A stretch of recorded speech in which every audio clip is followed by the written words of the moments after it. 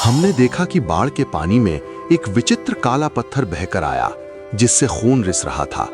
शनिदेव ने स्वप्न में आदेश दिया कि उन्हें खुले आसमान के नीचे स्थापित किया जाए, किसी मंदिर या छत के नीचे नहीं। नमस्कार दोस्तों, एक बार फिर आपका स्वागत है पौराणिक पुराण में।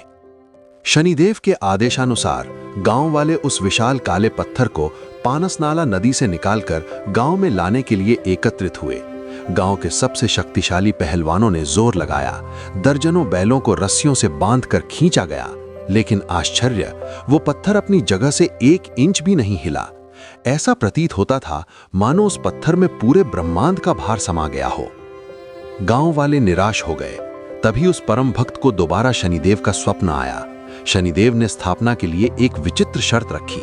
शनिदेव ने कहा, मुझे साधारण शक्ति से नहीं उठाया जा सकता। मैं संबंधों की पवित्रता से उठता हूं।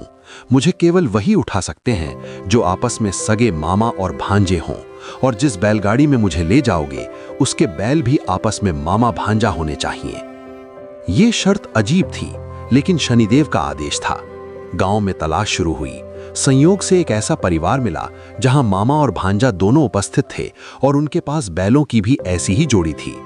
जैसे ही मामा और भांजे ने मिलकर उस विशाल पत्थर को हाथ लगाया, एक चमत्कार हुआ। वो भारी भरकम पत्थर, जिसे दर्जनों बैल नहीं हिला सके थे, वो फूल की तरह हल्का हो गया। मामा भांजे ने उसे आसानी से उठा लिया और बैलगाड़ी में रख दिया। गांव के मध्य में एक चबूतरा बनाया गया और वहां खुले आसमान के नीचे शनिदेव की वो शिला स्थापित की गई। स्थापना के बाद शनिदेव ने गांव वालों को सबसे बड़ा अभय वचन दिया, जो आज शिंगणापुर की पहचान है। शनिदेव ने कहा, मेरे इस क्षेत्र के 1 कोस के भीतर मैं स्वयं कोतवाल हूं। आज से इस गांव में किसी भी घर, दुकान या तिजोरी में ताला लगाने की आवश्यकता नहीं है। यहां तक कि घरों में दरवाजे भी मत लगाना। मैं वचन देता हूं कि यहां कभी चोरी नहीं होगी। शनिदेव ने चेतावनी भी दी, यदि किसी ने यहां चोरी करने का दुस्साहस किया तो वो गांव की सीमा पार करने से पहले ही अंधा, पागल या कोढ़ी हो जाएगा और उसे मेरी 7.5 का भीषण दंड भोगना पड़ेगा।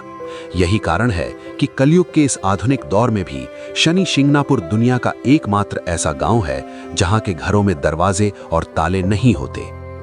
शिंगणापुर में शनिदेव स्थापित हो चुके हैं और घर बिना दरवाजों के हैं, लेकिन क्या कलयुग में किसी ने यहां चोरी करने की कोशिश नहीं की?